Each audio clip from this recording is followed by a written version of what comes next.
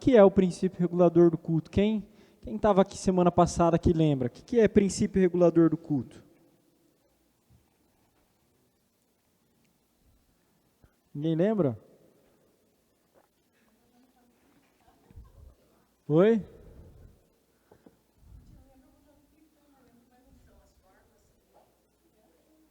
Formas não. Oi? E aí? Diretriz, mas se eu falar assim, eu sou defensor do princípio regulador, o que isso quer dizer? O que eu entendo na prática?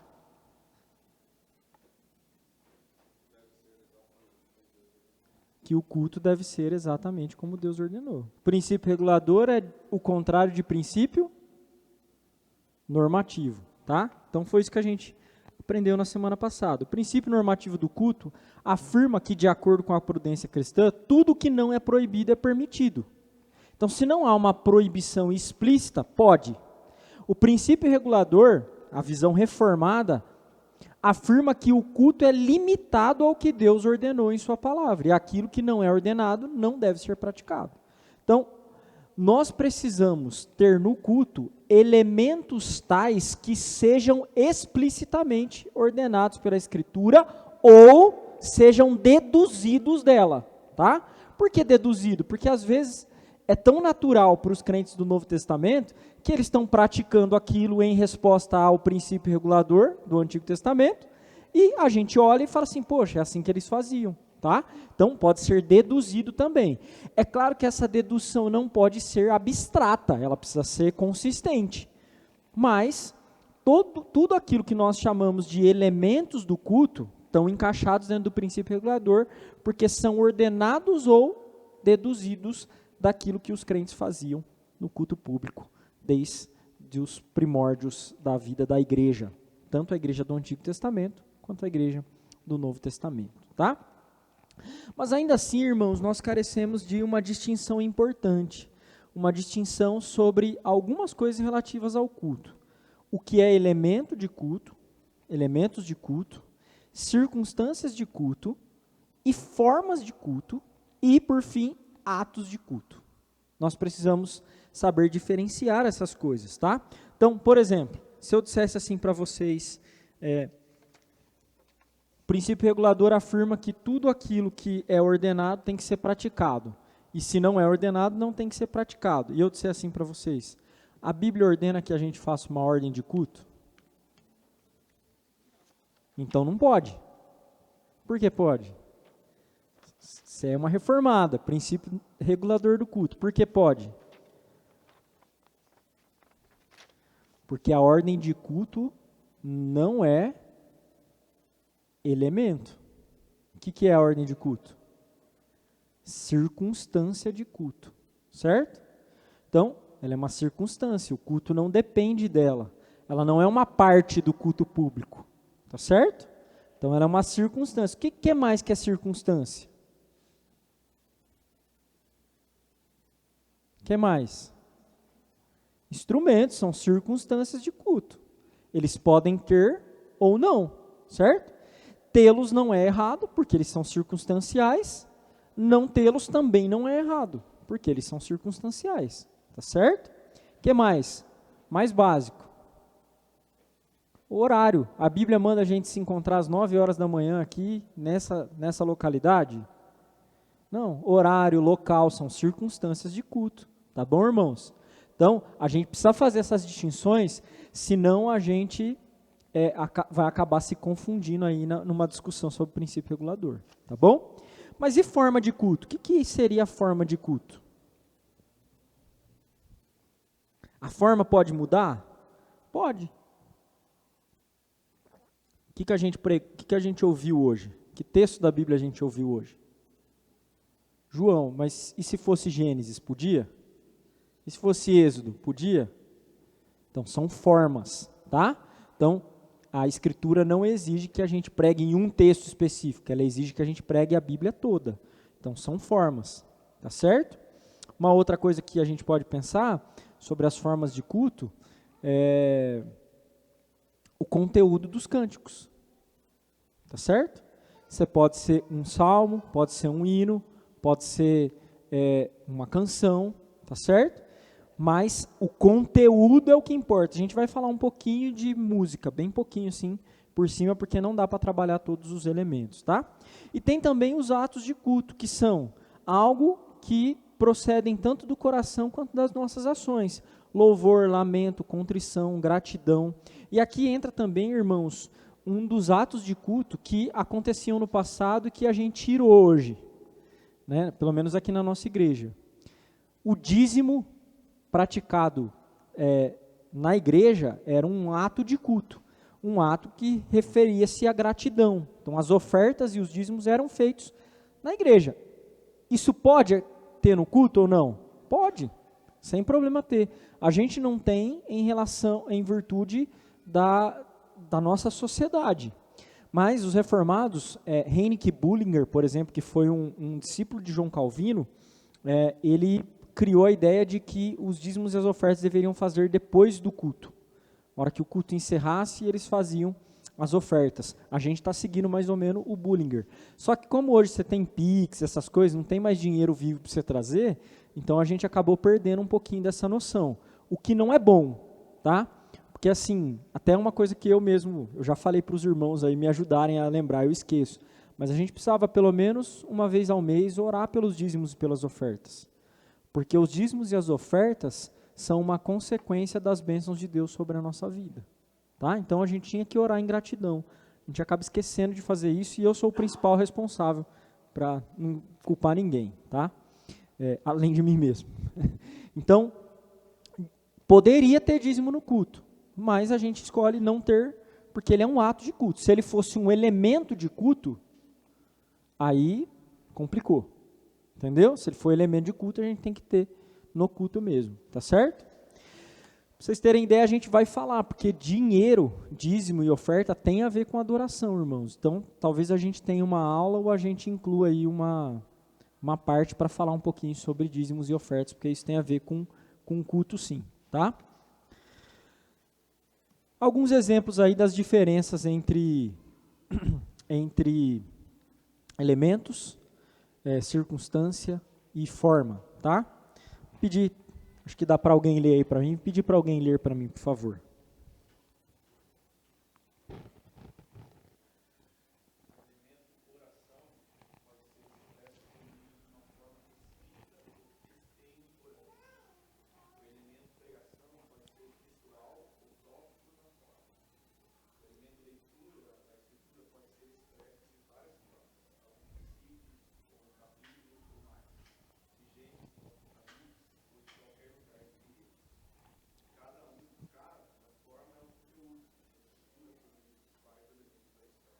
Isso. Então, a forma é o conteúdo pelo qual o elemento é expresso. Então, a forma é alterável, mas os elementos não necessariamente, tá bom? Então, é que nem, se você for estudar liturgias históricas reformadas, você vai ver que algumas liturgias têm partes que a nossa liturgia não tem. Mas tem a ver com forma. Então, por exemplo, pode ter uma oração de intercessão no culto? Pode? Sim ou não? Pode. A intercessão é a forma, tá certo? O que o Terry Johnson disse aqui, né? A oração pode ser escrita? Pode. O que a gente tem que tomar cuidado é para ela não perder a sua autenticidade. Os puritanos escreviam muitas orações. Extemporânea é a oração do jeito que a gente faz, tá, irmãos? Que nem... Eu não avisei o Bruno e o David hoje que eles iam orar no culto. Nem o Jefferson agora que ele ia orar depois da aula. É uma oração extemporânea.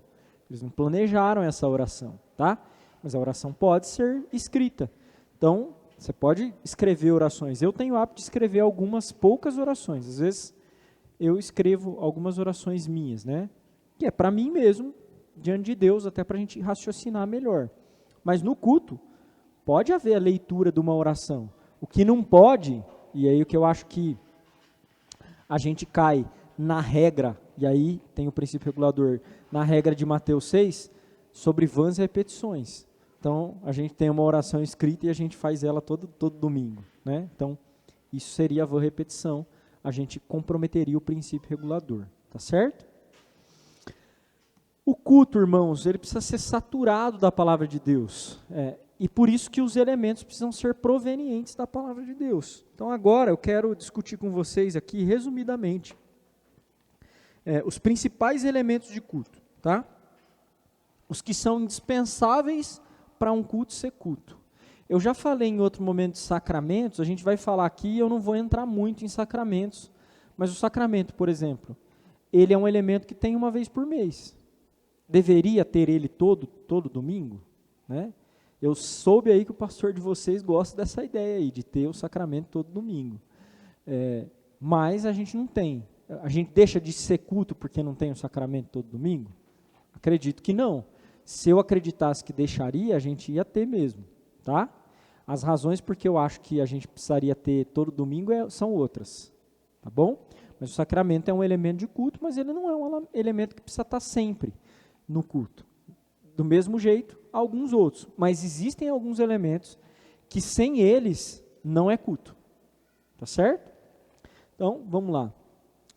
Leia a palavra. Eu quero que vocês me ajudem aí, a gente ler os textos, para vocês verem na reunião do povo aí. Alguém abre em Neemias, capítulo 8, versos de 1 a 3, e outra pessoa abre em 1 Timóteo, capítulo 4, versículo 13.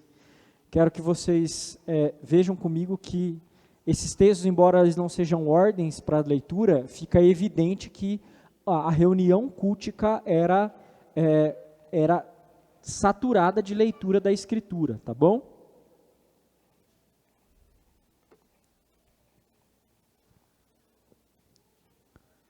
Quem achar pode ler. Neemias 8, do verso 1 a 3.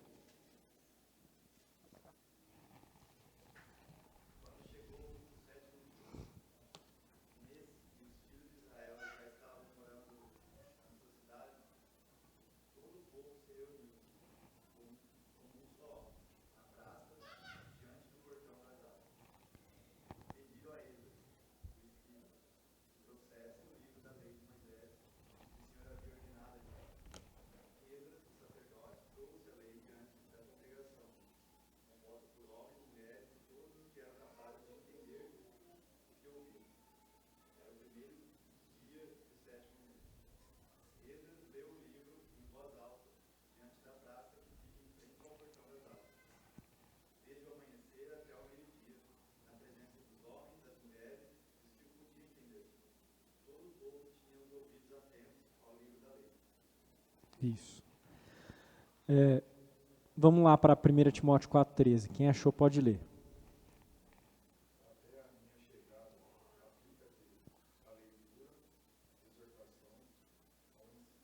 Isso. Então, veja bem, irmãos, quando você olha o texto de Timóteo, você fala, pastor, mas aí não dá para saber se é culto. Claro que dá. Vocês acham que os caras tinham a Bíblia, que nem a gente tem assim?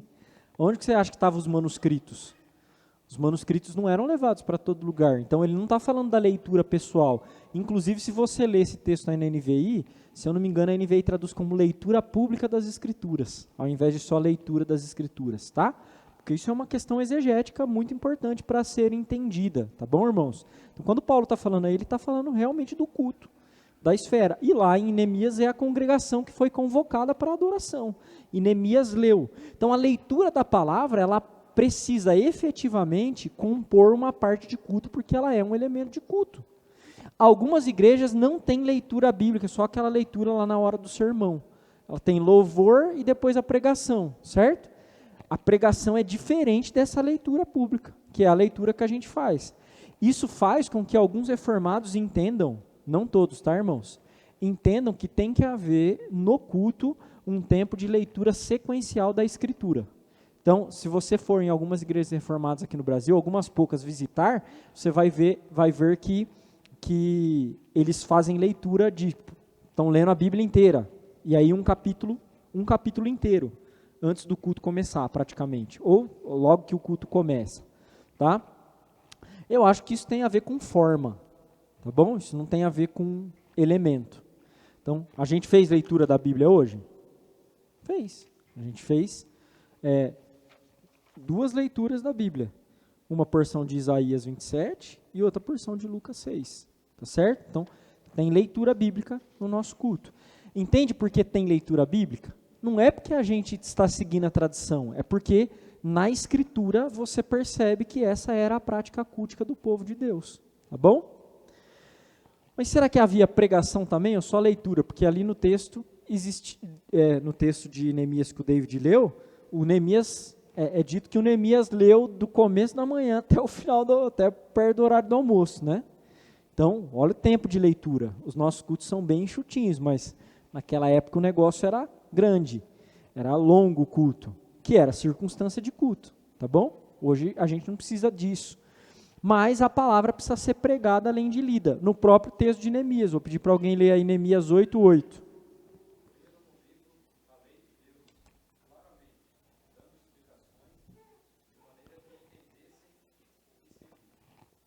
Então, olha só, eles leram só? Não, leram dando explicações. Irmãos, para quem não sabe, se você for estudar um pouquinho aí da história do antigo Israel, aí Neemias é depois do exílio babilônico, o povo está voltando.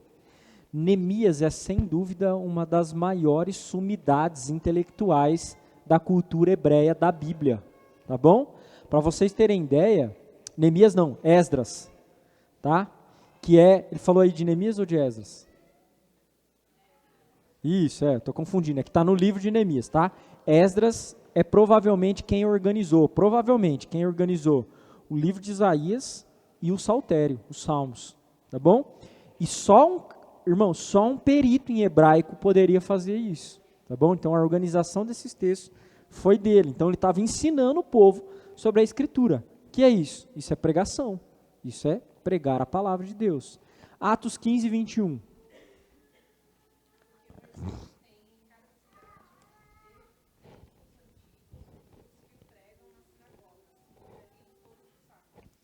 Isso. Então aí você tem uma evidência clara de que a prática da igreja antiga era pregar os textos da Escritura Sagrada. Para vocês terem ideia, irmãos, a nossa herança ela é sinagogal, até do cristianismo. Ela vem da sinagoga. Por quê? Porque a sinagoga judaica refletia muito dos princípios da adoração que foram postas no Antigo Testamento e que foram preservados no Novo Testamento. É por isso que eu estou mostrando para vocês um texto do Antigo e um do Novo, tá? Pelo menos.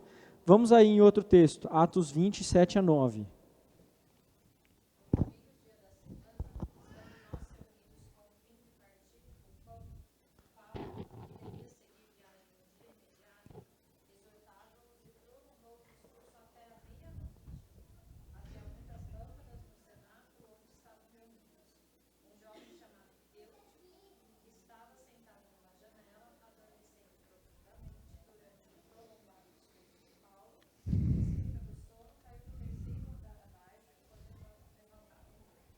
Isso. Então, o que Paulo estava fazendo aí que o Eutico caiu? O que ele estava fazendo? Eu vejo as pessoas dormindo no meu sermão também, viu, irmão? Mas eu só não fico bravo porque eu vi, dormiu até no do Paulo, né? Quanto mais no meu. Então, agora é o seguinte, se alguém dormir e cair, eu não ressuscito que nem Paulo não, hein? Então, esquece, hein? Que eu não tenho esse potencial não, viu, irmãos? Mas então a palavra de Deus ela é pregada, tá? No culto, tá bom? Isso era um culto, tá, irmãos? Paulo estava no culto. O que eles estavam fazendo lá? Eles estavam cultuando a Deus e Paulo estendeu o discurso. De vez em quando o pastor de vocês também estende, né? Mas tô aprendendo. Próximo texto, 2 Timóteo 4:2.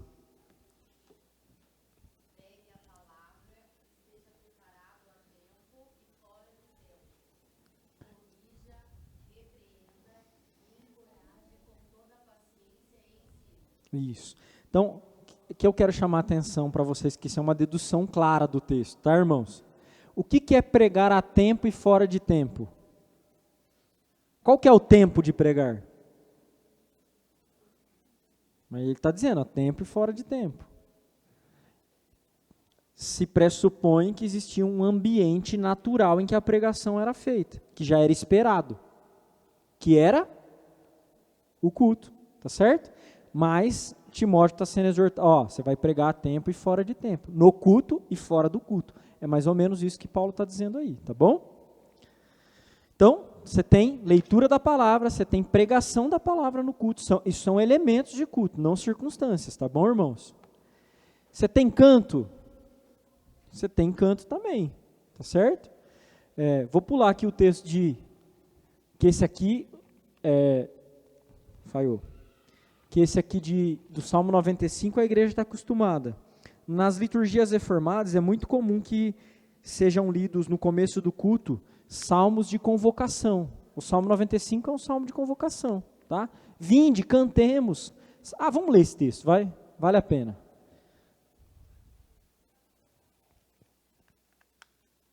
Salmo 95, 1 a 3. O resto já vão abrindo aí em Colossenses 3,16, Efésios 5,19, para a gente ganhar tempo.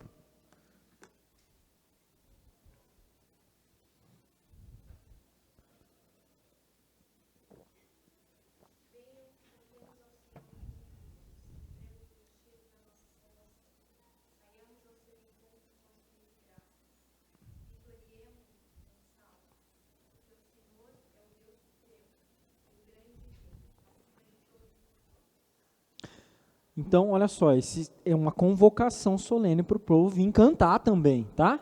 Cantar salmos. Cantar e adorar a Deus. A gente vai falar um pouquinho mais de música depois.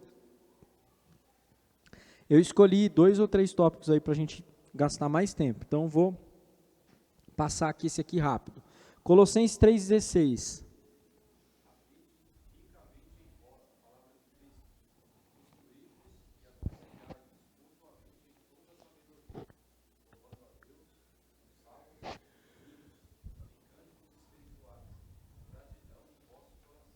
Isso. Então você tem uma ordem para louvar a Deus com hinos, salmos e cânticos espirituais, tá?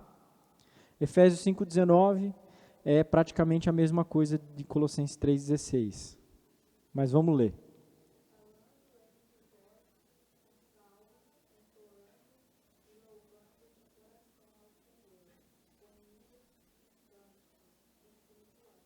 Isso. Uma coisa interessante, irmãos. Louvar a Deus de coração é uma ordem para o culto, tá? Não pode ser só de palavras. O princípio regulador, eu insisti semana passada, ele não é só externo, ele é interno. Então a Escritura ordena que a disposição do coração esteja alinhada com a verdade também, tá bom? Então o canto no culto é algo que a Escritura está recheada, tá certo, irmãos? Tem que haver canto, diferente de instrumento, certo? Instrumentos são meios. Eles são bons? Eu acredito que sejam, tá? Eu gosto dos instrumentos. É por isso que a gente diz assim, tem instrumento que cabe, tem instrumento que não cabe, do mesmo jeito. Porque a gente fala assim, mas forma pode mudar. Pode, mas a forma precisa ser avaliada de acordo com a prudência. O que eu chamo de forma aqui? Vamos cantar um samba no culto? Isso não é prudente nem sábio para uma comunidade congregacional, que a igreja cante, tá bom? Então você tem canto também. Você tem oração no culto, né? E aí, irmãos, é muito fácil, tá bom? Eu nem vou ler os textos aqui, porque é só você ler o livro dos Salmos. O que são os Salmos? Os Salmos são orações metrificadas, são orações que viraram canções, tá certo? Isso são os Salmos. Você tem oração no culto. Você tem oração quando Salomão... Tem a oração de Salomão lá na inauguração do templo, que é um culto. Então você tem a oração como um elemento de culto. Esses são elementos, irmãos, que caracterizam mesmo o culto. Leitura, pregação, canto e oração. Se não tiver isso, se não tiver esses 4 elementos, você não tem um culto público. Tá bom? Você até pode ter um culto doméstico, mas um culto público você não tem. Eu sempre digo que no culto doméstico dá para fazer essas 4 coisas aqui. Dá para cantar, nem que você for cantar pouco. Cante um hino, uma música, leia um texto, explique o texto e ore. Pronto, você tem um culto doméstico bem feito. Tá? Mas no culto, se não tiver esses elementos aqui, deixou de ser culto. Tá bom? Por fim, veja a palavra. A gente não vai falar tanto dos sacramentos hoje, talvez eu inclua em alguma aula, ou dê uma aula sobre sacramentos, Mas os sacramentos são elementos de culto em que a palavra de Deus é vista, tá certo? Até hoje eu parti o pão aqui na hora errada, né? Eu estava falando e parti o pão depois. Até o Pedro que vai para o seminário, o ano que vem, veio falar comigo, né? Ô Rafa, achei que você não ia partir o pão, né? Falei, se eu não partisse, estava errado. Porque isso é a palavra visível. Então veja a palavra no culto. Então o culto também tem um elemento que a palavra tem que ser vista. Essa é uma das razões, irmãos, pelas quais eu acho que é saudável que a gente tenha ceia um dia. Tem outras, todo domingo, porque aí você tem os elementos completos, né? A palavra cantada, a palavra pregada, a palavra orada e a palavra vista, tá? Então acho que combina com a adoração, mas isso aí é uma discussão posteriormente, tá bom? Até aqui a gente só quis mostrar para vocês que esses elementos têm encaixe na Escritura, tá certo? Eles são elementos porque a Escritura os ordena, de maneira explícita ou não. Eu nem preciso falar dos sacramentos, né, irmãos? Sacramento Jesus disse, e Paulo também, quando vocês se reunirem, façam isso, tá? Fazer isso em memória de mim. Então, está falando da reunião cultica também, tá bom? Do mesmo jeito, acontece o batismo dentro do culto, tá bom? Tem dúvida sobre isso? Alguma? Vocês aprendem muito rápido, eu que fui lerdo para aprender, viu? Então vamos lá, vamos seguir em frente. Falar um pouquinho de canto congregacional. Em primeiro lugar, quero começar com uma advertência, irmãos. A ordem é para a igreja cantar. E para cantar mesmo, irmãos. Não é para ficar assim, ó. Você não está com o microfone. Eu tenho que desligar o microfone, porque se eu cantar, atrapalha as meninas aqui, né? E se você acha que você canta feio, você não viu eu cantar, então.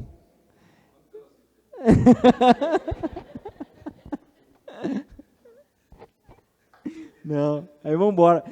A igreja até me suporta pregando e dando aula, cantando, não ia suportar, não. Mas, irmãos, isso é sério, tá? Talvez você diga assim, ó, que nem hoje mesmo. Hoje a gente cantou um salmo novo aí. Eu sei que não dá para a igreja cantar assim, um salmo novo. Mas tem várias músicas que são várias vezes repetidas aqui na igreja. E repetida justamente por isso. Porque é mais importante que a igreja cante do que a gente ter música nova.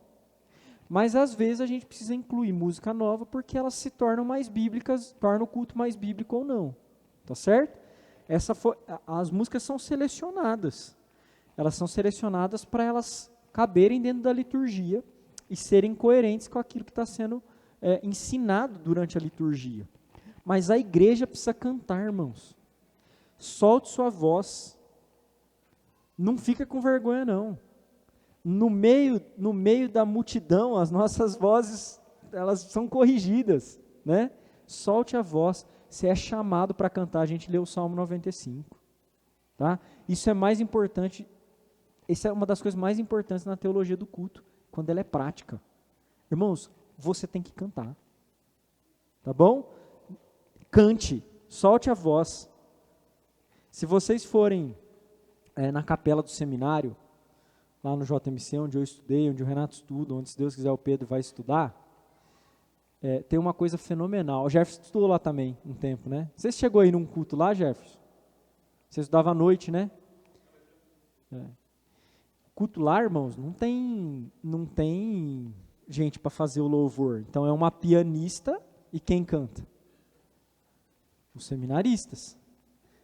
E tem um monte de seminarista lá que não sabe cantar. Mas, irmãos, é lindo de ver.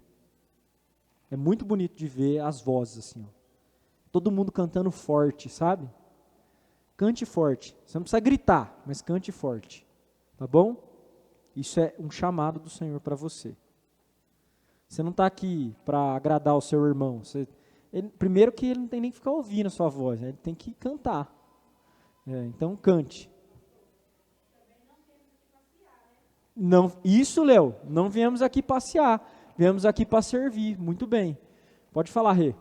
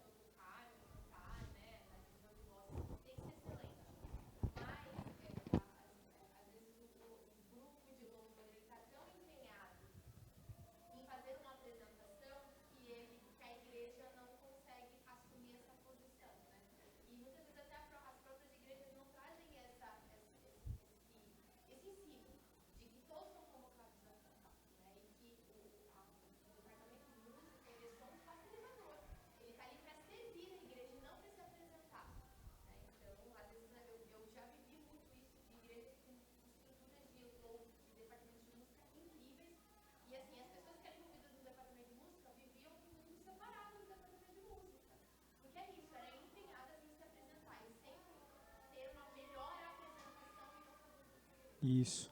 E tudo que é apresentação, irmãos, contamina o culto. Tanto é que a equipe de música, ela é elemento ou ela é circunstância de culto?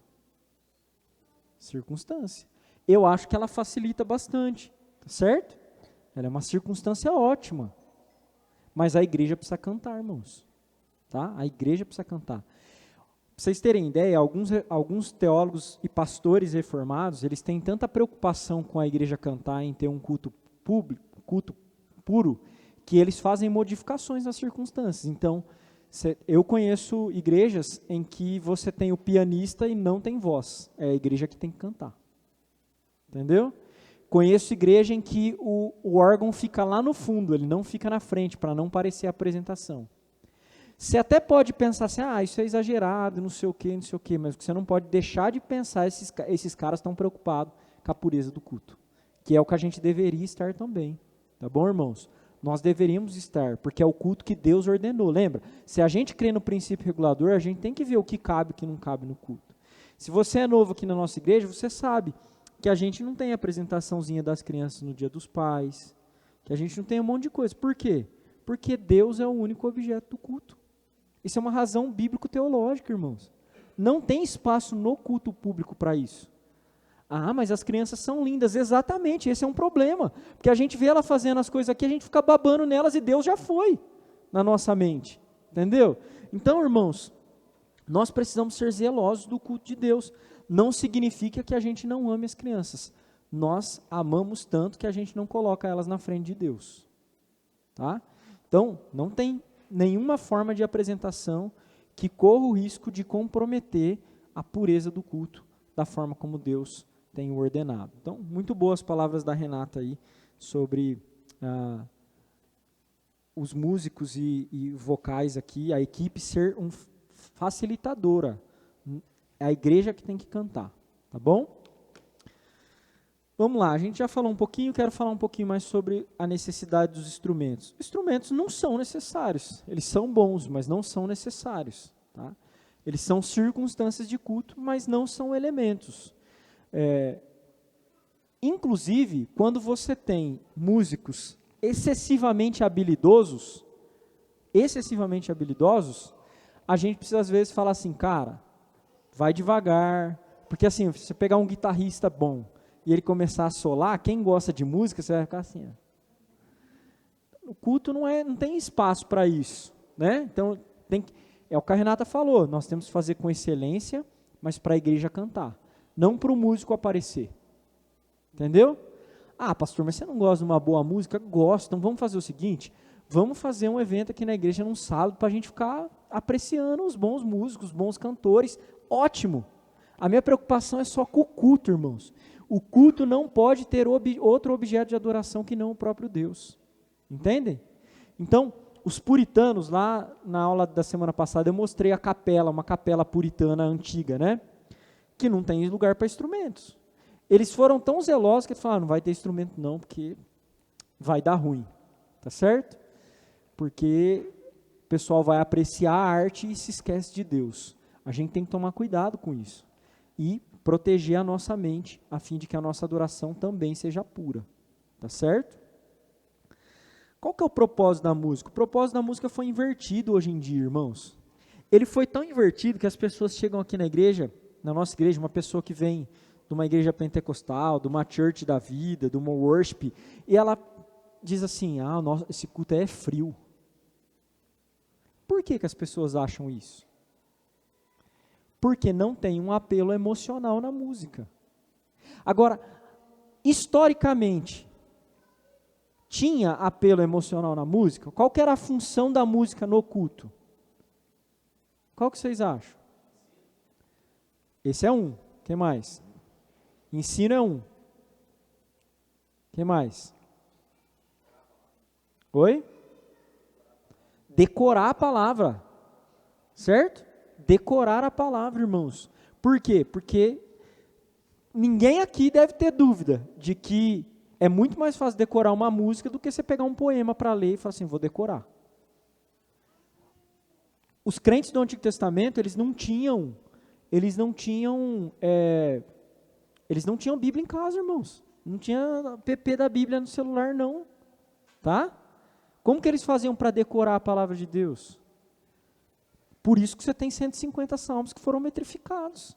Porque eles cantavam para aprender, para ouvir a palavra de Deus. Então, a palavra tem um caráter instrutivo.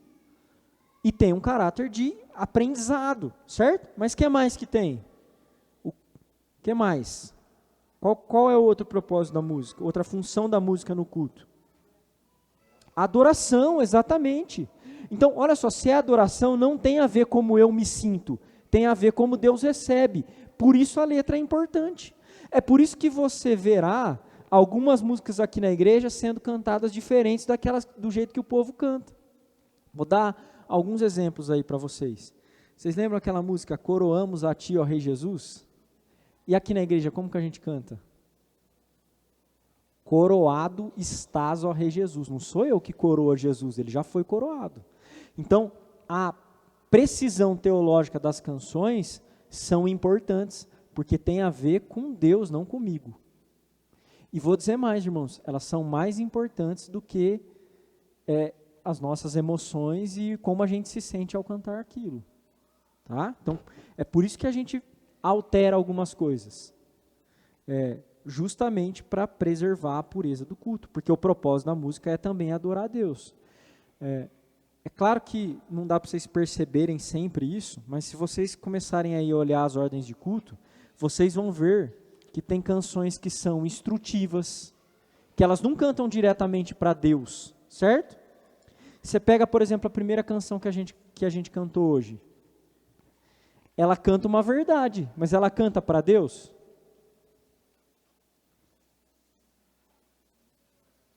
Ela não canta para Deus.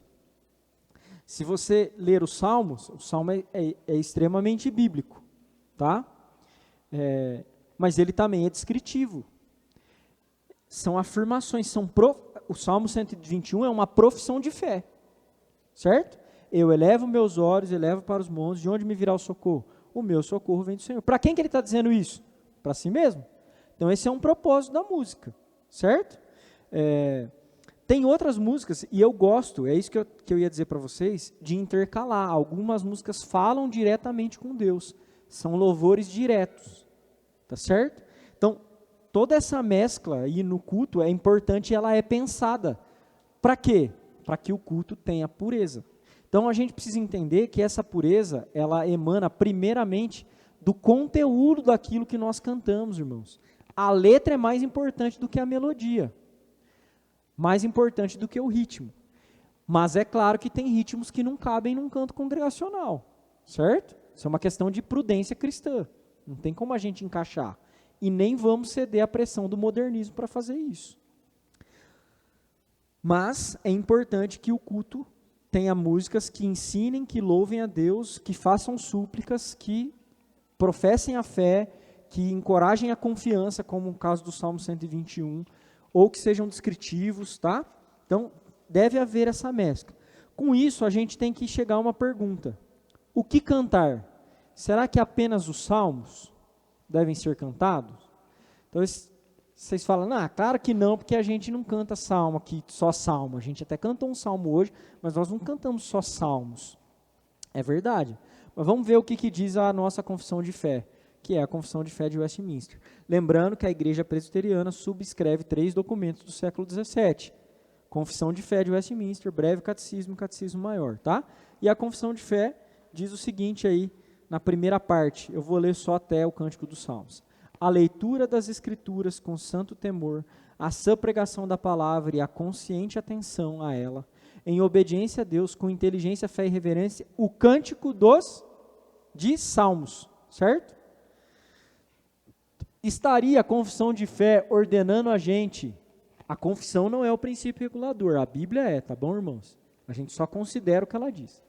Estaria ordenando a gente a cantar apenas os salmos? O que vocês acham?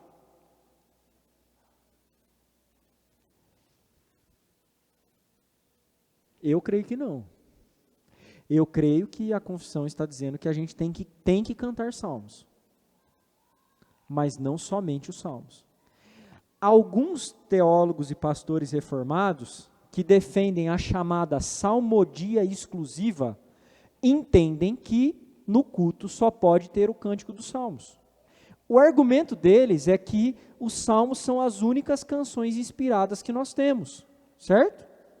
Eu discordo deles. Primeiro que elas não são as únicas inspiradas. Você tem o cântico de Zacarias, o cântico de Maria, o cântico de Simeão. Você tem Filipenses capítulo 2, versículo 5 em diante, que é um cântico. Você tem Romanos 8, 31, que é um cântico também. Tá certo? Então você tem partes ali do Novo Testamento que são cânticos. Alguns vão dizer, tá bom, a gente abre aí para esses outros cânticos, mas tem que ser inspirado. Só que esse é um argumento lógico, porque você não tem uma hora só cante inspirado.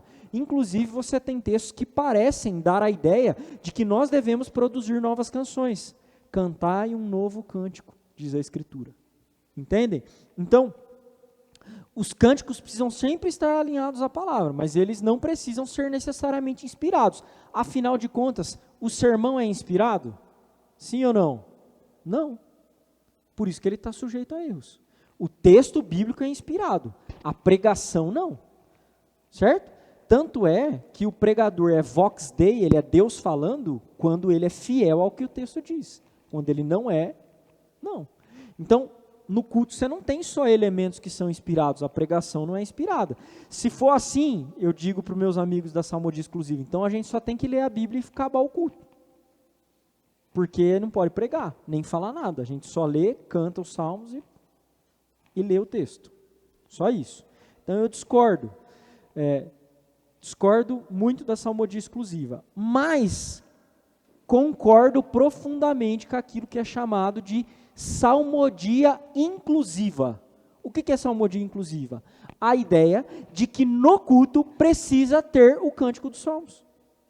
É por isso, irmãos, que já há meses a nossa igreja não tem nenhuma ocasião que na liturgia não tenha um salmo sendo cantado.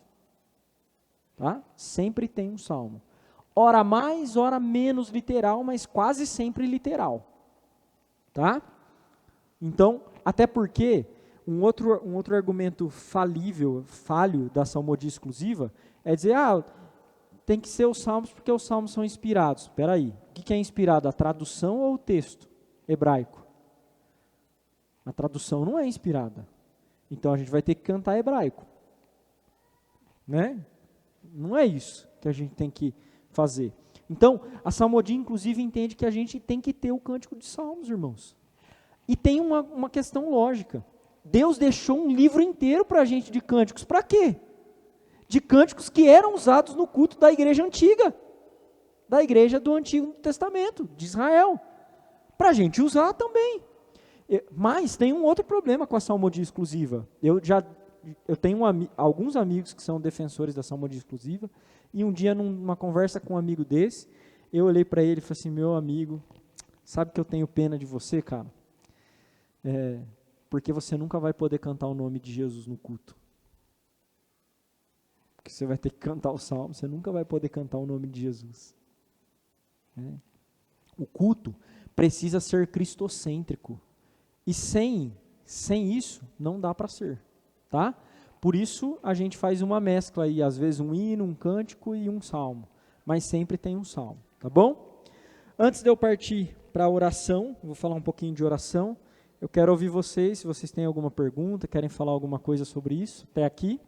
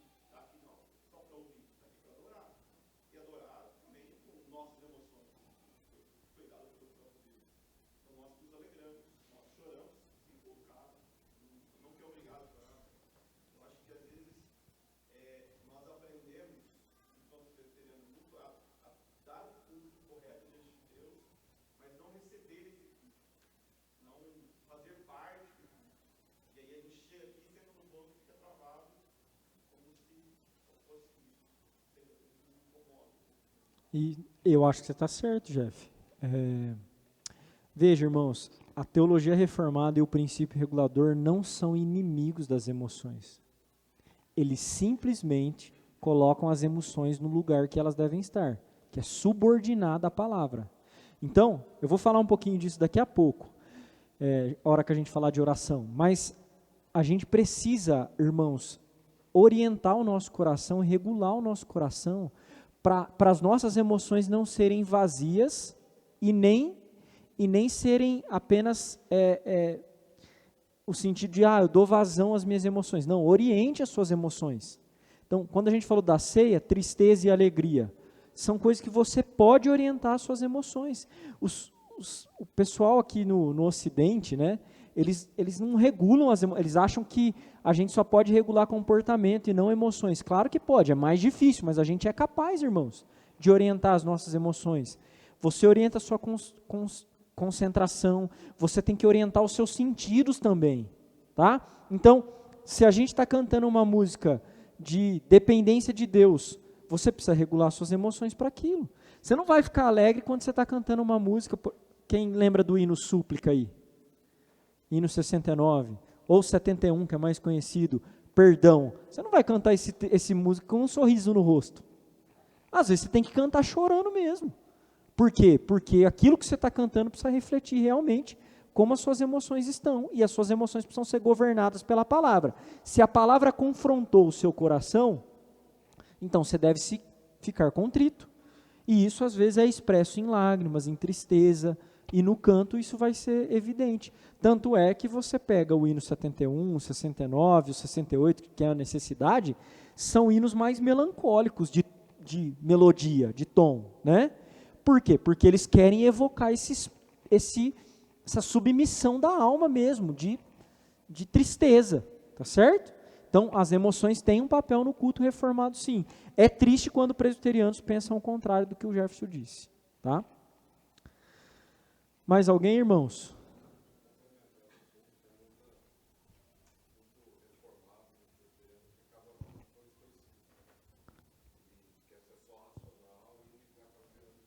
Isso. É o racionalismo reformado que está invadindo as igrejas reformadas, o que é muito danoso também, tá, irmãos? A gente fala muito, primeiro que você acaba tendo um sermão, uma aula super impessoal por causa disso. As canções são impessoais, não, tem que ser pessoal, o culto tem que ser pessoal, porque é corporativo, mas é pessoal, tá? Então, isso é um jeito de combater o racionalismo. A gente continua tendo o zelo escriturístico, bíblico e teológico, mas sem perder de vista que Deus está muito além da nossa capacidade intelectual de entender as coisas. E Ele exige mais do que o nosso entendimento. Tá, irmãos? Ele exige mais do que o nosso entendimento. Por isso que você vai encontrar a Escritura dizendo várias vezes: esse povo me honra com os lábios, mas o seu coração está distante. Uma pessoa que tem boa lógica e bom pensamento teológico, ela pode parecer um bom cristão, e mesmo assim o coração dela está distante. A gente tem que se guardar disso. Vamos lá, falar um pouquinho aí sobre oração, é o último ponto aqui. Primeira coisa, irmãos, que a oração é um elemento de culto. E como elemento de culto, essa oração precisa ser coerente com a nossa teologia, tá certo? Então, eu gosto de dizer que uma oração saudável é uma oração que tem consciência trinitária. O que é consciência trinitária? Mencionar as 3 pessoas da Trindade? Não. Você até pode não mencionar as 3 pessoas da Trindade e ter uma consciência trinitária. Como que você sabe disso? Se uma pessoa orar e disser assim: ó Pai, só Tu és digno de adoração, isso é verdade? Sim ou não? Não. Não é verdade. O Pai é digno de adoração, mas o Filho e o Espírito também são. Então você não pode dizer: ó Pai, só Tu és digno de adoração. Ah, pastor, mas então eu tenho que mencionar as 3 pessoas da Trindade. Não. Você pode dizer: ó Deus, só Tu és digno de adoração. Porque quando você fala Deus, o Pai é Deus, o Filho é Deus e o Espírito é Deus. E não são 3 deuses, é um único Deus. Certo? Então, a oração, em particular a oração no culto público, ela precisa ter uma consciência trinitária, tá? Se você quiser mencionar as 3 pessoas da Trindade na oração, você pode, mas não é necessário que as 3 pessoas sejam mencionadas para uma oração ser trinitária. Não é necessário.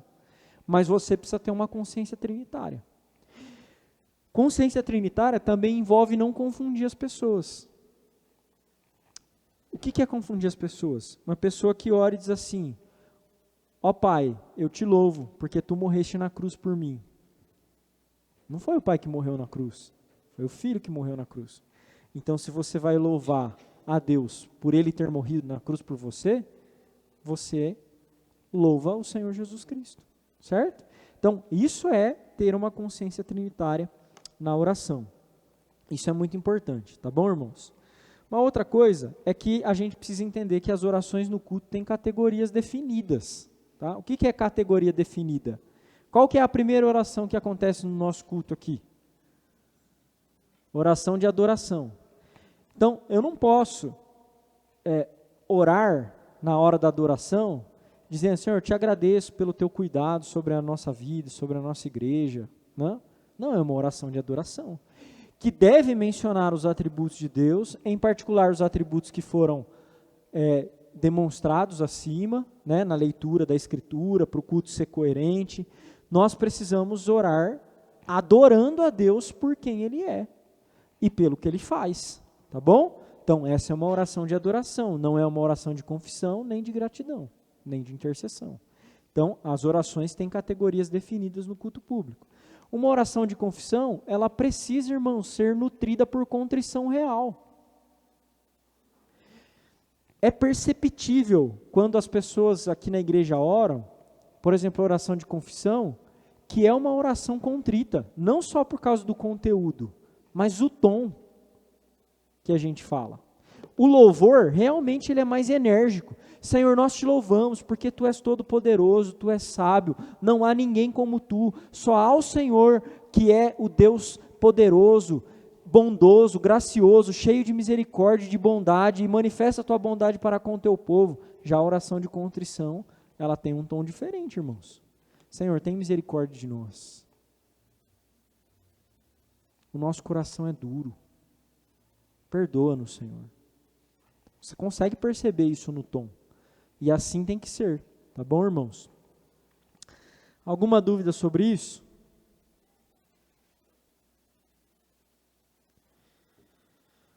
A oração precisa ser saturada da palavra de Deus. O que é isso? É ser capaz de mencionar textos bíblicos de cabeça?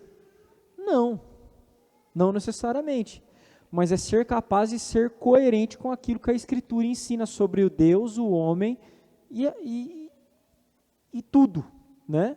Então, a oração precisa ser saturada. Você quer aprender a orar? Leia bastante a Bíblia. Em particular, leia os Salmos, que são orações. Então, é necessário que nós façamos a leitura bíblica para aprender a orar como se deve. A nossa oração precisa estar saturada, cheia da palavra de Deus. Tá bom, irmãos? Por fim, e eu termino por aqui, a oração é também representativa pactual. Isso é um tanto polêmico, eu não vou entrar tanto, tá bom? Mas eu quero explicar aqui para vocês saberem disso. A oração no culto é diferente da oração feita em outro lugar. Por quê? Em outro ambiente, num estudo bíblico, por exemplo. Porque realmente o indivíduo que ora no culto, ele ora representando a comunidade. Ele é um representante da comunidade. É por isso que, via de regra, nós escolhemos aqueles a quem Deus deu essa posição de representatividade. Os homens na sua família e os oficiais na igreja. Tá certo? Então, por quê? Porque o culto é pactual. Na semana que vem, no próximo domingo, a gente vai falar sobre o que significa o culto ser pactual. O culto reformado é pactual. E aí talvez isso aqui fique um pouco mais claro, tá bom? Mas o culto tem a presença aí atuante dos representantes que oram em nome da igreja. Isso tem uma lição importante, irmãos, para finalizar definitivamente, tá? Por que que você, quando o David, que é o nosso diácono, está orando, você não ora junto? Porque ele está orando em seu nome. Ele representa a comunidade. O culto é corporativo. Não é cada um adorando individualmente, é todos nós adorando junto. É todos nós confessando o pecado juntos. É todos nós ouvindo o sermão juntos. Tá certo? Então, tudo isso é importante para que nós aprendamos a cultuar. Quando alguém está orando no culto, você não ora junto. Você presta atenção no que ele está falando. Até para ver se você concorda com o que ele está orando. Entendeu? E você pode chamar a atenção até dos oficiais. Ô, oficial, você errou nisso na oração. Não. Pode. A gente tem que ter liberdade de fazer isso. Tá bom? Alguma dúvida?